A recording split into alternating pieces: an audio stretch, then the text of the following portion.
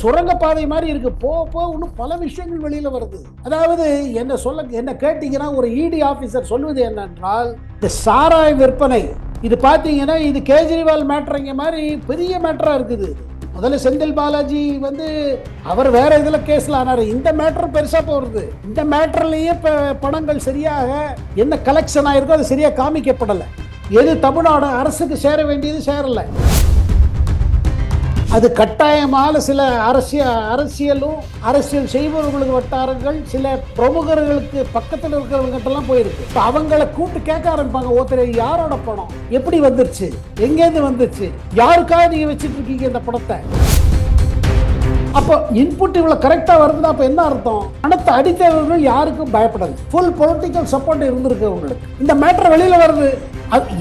எனக்கு ஒரு பெரிய இது மாதிரி விஷயங்கள் வெளியே வருவதுதான் இந்த 3 மொழி கொள்கை வந்திருக்கு. இது ஒரு பெரிய இஷ்யூ பண்ண காரணமே இதுதான். அடுத்த ஒரு ஆண்டு காலத்துல பாத்தீங்கன்னா இன்னும் பல திடுக்கிடும் தகவல் வரப்போகுதுங்க.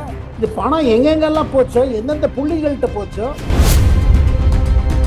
1 கேஜி தங்கம் நீங்க ஸ்மகிள் பண்ணி உள்ள கொண்டுந்தா அவங்களுக்கு 1 லட்சம் ரூபாய் கிடைக்குமா?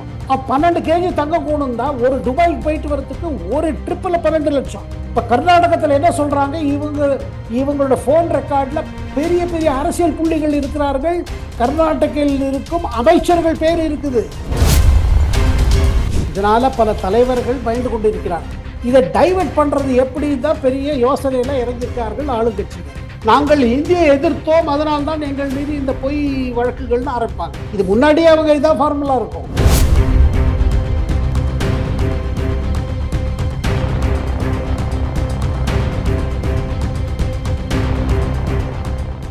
ரியல் ஒன் வாய்ஸ் நண்பர்கள் நேயர்களுக்கு வணக்கம். தொடர்ச்சியாக பல்வேறு முக்கியமான தகவல்களை டெல்லியிலிருந்து கொடுத்து கொண்டிருக்கும் மூத்த பத்திரிகையாளர் டெல்லி சேகர் ஐயர் அவர்கள் நம்முடைய இருக்கிறார். வணக்கம் சார். வணக்கம் சிவா சார். வணக்கம் சார். சமீபத்தில் இந்த டாஸ்மாக் நிர்வாகம், அதாவது அரசாங்கத்துடைய டாஸ்மாக் நிறுவனத்துல இடி ரைடு பண்ணினாங்க. இந்த அடிப்படையில தான் தி ஃபெடரல் அப்படிங்கிற இணையதளத்தை பொறுத்த வரைக்கும் சுமார் 1000 கோடி ரூபாய் வரைக்கும் இங்க ஊழல் நடந்திருக்கிறது அப்படிங்கிற செய்தியை வெளியிட்டு இருக்காங்க. இதை எப்படி சார் பாக்குறீங்க? இது ரொம்ப சீரியஸ் மேட்டருங்க. அதாவது ஒன்று, அரசியல் தலைவர்கள் லெவல்ல ஒரு கரப்ஷன், அதுக்கு பிறகு அவங்க தொண்டர்கள் லெவல்ல ஒரு கரப்ஷன். இப்ப பாத்தீங்கன்னா இந்த கார்பரேஷன், அதாவது இந்த இந்த இது இருக்கு பாருங்க, டாஸ்மாக், இது ஒரு பப்ளிக் செக்டர் இதுதானே. இது அரசு நடத்தும் ஒரு கம்பெனி. அதுக்குள்ள பாத்தீங்கன்னா நிறைய ஊழல் இருக்குது. கணக்கு சரியில்லை. அதில் என்ன விற்பனை எவ்வளோ ஆகுது, எவ்வளவு இவங்க இது பண்ணுறாங்க, ப்ரொக்யூர் பண்ணுறாங்க, எவ்வளோ சேல்ஸ் ஆகுது, அந்த ஃபிகர்ஸ் எல்லாம் இல்லை. எல்லாத்துலேயும் பார்த்தீங்கன்னா எக்கச்சக்க இது. அப்புறம் கேஷ் கலெக்ஷன் எவ்வளோ ஆகுது, எவ்வளோ டெபாசிட் ஆகுது, அரசுக்கு எவ்வளோ போய் சேருது, அரசு வரி எவ்வளோ சேருது, இதை மேட்டர்லாம் பார்த்தீங்கன்னா பெரிய ஊழல் தெரியுது. இதை இதை இதை இடிக்கு ஒரு தொடர்ந்து அவங்க விசாரணையில் இதெல்லாம் வெளியில் வர்றது மேட்டரு. டாஸ்மாக் சேர வேண்டிய சில பணங்கள், அதாவது அமௌண்ட் எல்லாம் வேற எங்கேயோ போயிருக்கு. கணக்கில் கோல்மால் இருக்குது, கணக்கு சரியில்லை. அதனால இது சுரங்கப்பாதை மாதிரி இருக்கு. போ இன்னும் பல விஷயங்கள் வெளியில வருது. அதாவது என்ன கேட்டீங்கன்னா, ஒரு இடி ஆபீசர் சொல்வது என்னென்றால், இந்த சாராய் விற்பனை இது பாத்தீங்கன்னா இது கேஜ்ரிவால் மேட்டருங்க மாதிரி பெரிய மேட்டரா இருக்குது. முதல்ல செந்தில் பாலாஜி அவர் வேற இதுல கேஸ்ல ஆனாரு. இந்த மேட்டர் பெருசா போறது. இந்த மேட்டர்லயே பணங்கள் சரியாக என்ன கலெக்ஷன் ஆயிருக்கோ அது சரியா காமிக்கப்படல. எது தமிழ்நாடு அரசுக்கு சேர வேண்டியது சேரல. எதை பூந்து விளையாடி இருக்காங்க. அதுல பல லெவல்ல இது போயிருக்கு பணம். இதெல்லாம் தெரிய வருது சார். இந்த விஷயத்துல இடியை பொறுத்த வரைக்கும் அடுத்த நகர்வுகள் எப்படி சார் இருக்கும்? ஏன்னா ஏற்கனவே இந்த துறை சார்ந்த அமைச்சர் செந்தில் பாலாஜி ஏற்கனவே சிறையில இருந்துதான் வெளியே அமைச்சராகி இருக்காங்க. இப்படியான ஒரு சூழ்நிலையில தான் இடி தரப்புலையும் ஆதாரங்கள் பெரிய அளவுல சிக்கி இருப்பதாகத்தான் செய்திகள் வெளியாயிட்டு இருக்கு. அப்போ அடுத்த செயல்பாடு எப்படி சார் இருக்கும்? இல்லைங்க, இதுல என்னன்னா, இப்போ பணம் யார் யாருக்கு போயிருக்கு, எங்கேருந்து போயிருக்கு, அது கட்டாயமான சில அரசியல் செய்பவர்களுக்கு வட்டாரங்கள், சில பிரமுகர்களுக்கு பக்கத்தில் இருக்கிறவங்ககிட்டலாம் போயிருக்கு. இப்போ அவங்கள கூப்பிட்டு கேட்க ஆரம்பிப்பாங்க, ஒருத்தர் யாரோட பணம், எப்படி வந்துருச்சு, எங்கேருந்து வந்துருச்சு, யாருக்காக நீங்க வச்சுட்டு இருக்கீங்க இந்த பணத்தை. இப்ப பாருங்க, தொடர்ந்து இதுவரையில் நடந்த ரெய்டெல்லாம் பார்த்தீங்கன்னா இடி அதிகாரிகள் கூறுவது என்ன, எங்களுக்கு கிடைக்கிற எல்லா இன்புட்ஸும் கரெக்டா இருக்குது, 100% கரெக்ட் இன்புட் வருதுங்க. அப்போ இன்புட் இவ்வளவு கரெக்டா வருதுன்னா அப்ப என்ன அர்த்தம்? பணத்தை அடித்தவர்கள் யாருக்கும் பயப்படலை, ஃபுல் பொலிட்டிக்கல் சப்போர்ட் இருந்திருக்கு அவங்களுக்கு. இந்த மேட்டர் வெளியில வருது. எனக்கு ஒரு பெரிய இது என்னன்னா, இது மாதிரி விஷயங்கள் வெளியே வருவதுதான் இந்த 3 மொழி கொள்கை வந்திருக்கு. இது ஒரு பெரிய இஷ்யூ பண்ண காரணமே இதுதான். இந்த 3 மொழி எதிர்ப்பு இல்ல ஹிந்தி திணிப்பின்னு ஒரு பிரச்சாரம், இதுக்கெல்லாம் காரணம் இந்த கேஸ் எல்லாம் இப்ப பெருசா இருக்கு. அடுத்த ஒரு ஆண்டு காலத்துல பாத்தீங்கன்னா இன்னும் பல திடுக்கிடும் தகவல் வரப்போகுதுங்க. இது பணம் எங்கெங்கெல்லாம் போச்சோ, எந்தெந்த புள்ளிகள்கிட்ட போச்சோ. ஏன்னா ஒண்ணுங்க, பெரிய பொலிட்டிக்கல் சப்போர்ட் இல்லாம இதெல்லாம் நடக்காதுங்க. எல்லாருக்கும் தெரியும் யார் யாருக்கு கிட்டக்க, யார் யாருக்கு கொடுத்தாங்க, யார் யாருக்காக வாங்கிட்டாங்க, யார் யாருக்காக வாங்கி யார் யாருக்காக கொடுக்கறதுக்காக வாங்கிட்டாங்க, யார் யாருக்காக இந்த பணத்தை வச்சிருந்தாங்க. இந்த மேட்டர்லாம் வெளில வருதுங்க. பெரிய பெரிய நெட்வொர்க் வெளில வருது. ஒன்றும் இல்லை சிவா சார், இப்போ கர்நாடகத்தில் நடக்கிற மேட்டர் இந்த மாதிரி தமிழ்நாட்டில் ஆரம்பிக்குமான்னு எனக்கு ஒரு சந்தேகம் வர ஆரம்பிச்சிருக்கு.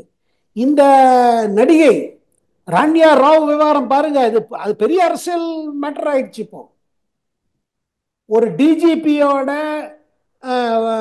வளர்ப்பு மகள், எப்படி எல்லாம் மேட்டர் வருது பாருங்க. இந்த ராண்யா ராவ் ஒரு தடவை போயிட்டு வந்து, நான் கேள்விப்பட்டது என்னன்னா 1 kg தங்க நீங்க ஸ்மகிள் பண்ணி உள்ள கொண்டு வந்தா அவங்களுக்கு 1 லட்சம் ரூபாய் கிடைக்குமா.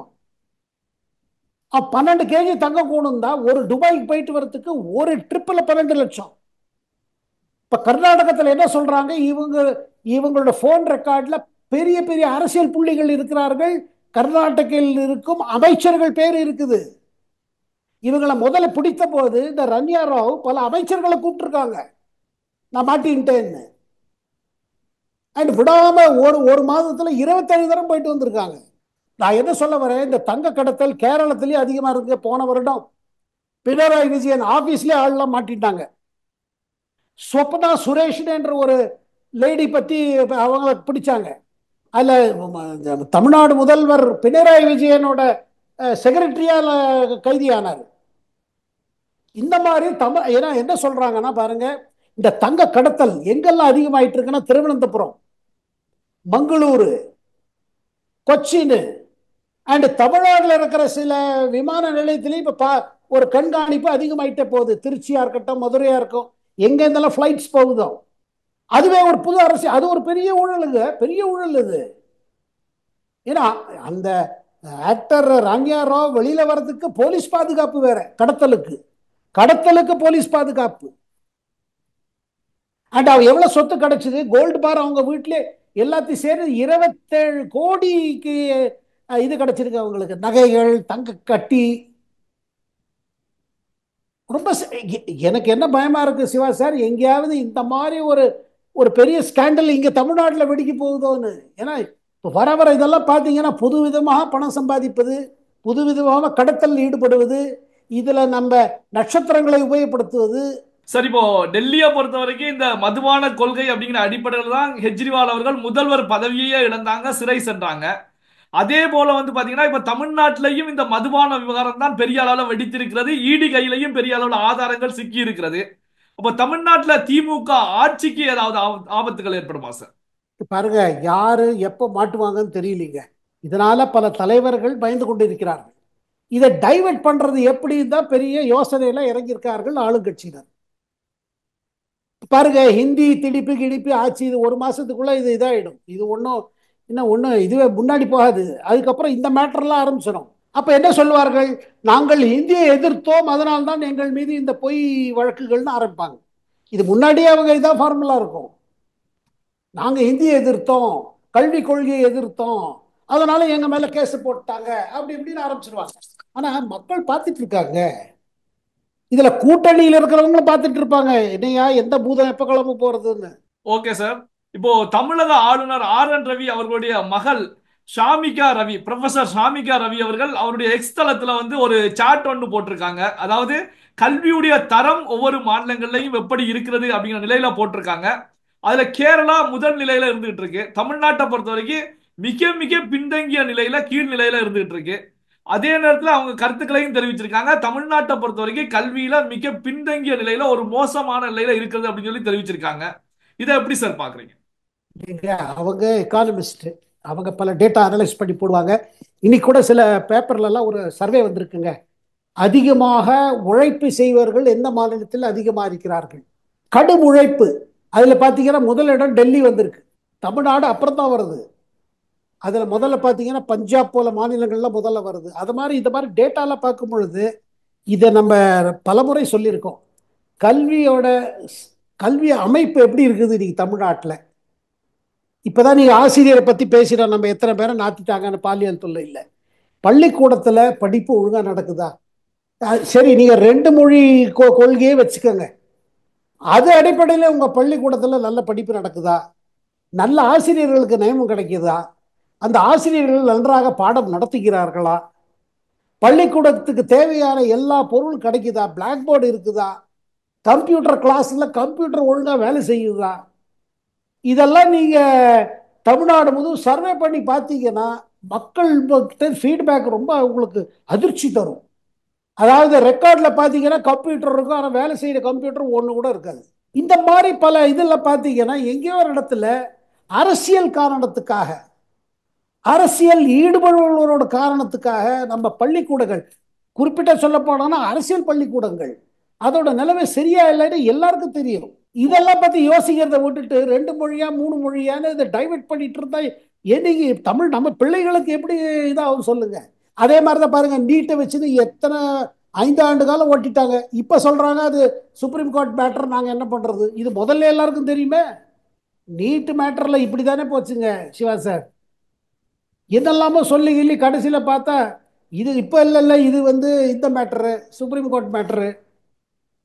அதாவது பாருங்க, இப்ப அடுத்த 1 ஆண்டு காலம் இருக்குதுங்க தமிழ்நாடு தேர்தலுக்கு. இதுல பெரிய மாற்றங்கள், தமிழ்நாடு அரசியல்ல ஒரு மாற்றம் வரணும்னு மக்கள் முடிவு பண்ணுவாங்க. அதே மாதிரி டிஎம்கே இந்த சேலஞ்ச் எடுத்துட்டு மாத்தணும்னா அவங்க பள்ளிக்கூடத்தில் இருக்கிற நிலைமையை மாத்தணும். இங்க பாராளுமன்றத்தில் டிஎம்கே உறுப்பினர்கள் சொல்வது என்னன்னா, எங்க தமிழ்நாட்டில் எல்லாரும் நிறைய படிச்சுட்டு வந்திருக்காங்க, அப்துல் கலாம் மாதிரிலாம் வந்தாங்க, இஸ்ரோ சேர்மன் சிவன்லாம் வந்தாங்க. ஏங்க அவங்க வந்த இப்போ அப்போ நீங்க ஆட்சியில் கூட இல்லை. அவங்க படித்து வரும் நேரத்தில் இருந்த பள்ளிக்கூட நிலைமை என்ன? அப்போ ஆட்சியில் இருந்து காங்கிரஸ் கட்சி இருந்தது. நீங்க அதை இதையும் கம்பேர் பண்ணிக்காதுங்க. சரி, தமிழ்நாட்டில் நல்ல ஒரு டயத்துல நல்ல பள்ளிக்கூடங்கள் இருந்ததுங்க. இன்னைக்கு நான் சொல்றேன், பல பள்ளிக்கூடங்கள் நல்லா செயல்பட்டு இருக்குது. நம்ம பேசுவது என்னன்னா, அரசு நடத்தும் சில பள்ளிக்கூடங்கள், பெரும்பாலும் ஏழை பிள்ளைகள் போவது அரசு பள்ளிக்கூடங்கள். அங்க கண்டிஷன் எப்படி இருக்குது? இப்ப திருப்பி திருப்பி என்ன குற்றச்சாட்டு வைக்கிறார் நம்ம கல்வி அமைச்சர் தர்மேந்திர பிரதான்? நீங்கள் அரசில் படிக்கும் ஏழை பிள்ளைகளுக்கு ஒரு நல்ல ஆப்பர்ச்சுனிட்டி ஏன் கெடுக்கிறீங்க? நல்ல ஸ்கூல்ல கொண்டு வாங்க. இது மத்திய அரசு வச்ச திட்டத்தில் உங்க நல்ல ஸ்கூல் வரலாம் இதுல. ஓகே சார், பல்வேறு முக்கியமான தகவல்களை நம்முடைய வாசகர்களுடன் பகிர்ந்து கொண்டதற்கு நன்றி சார். நன்றி, வணக்கம்.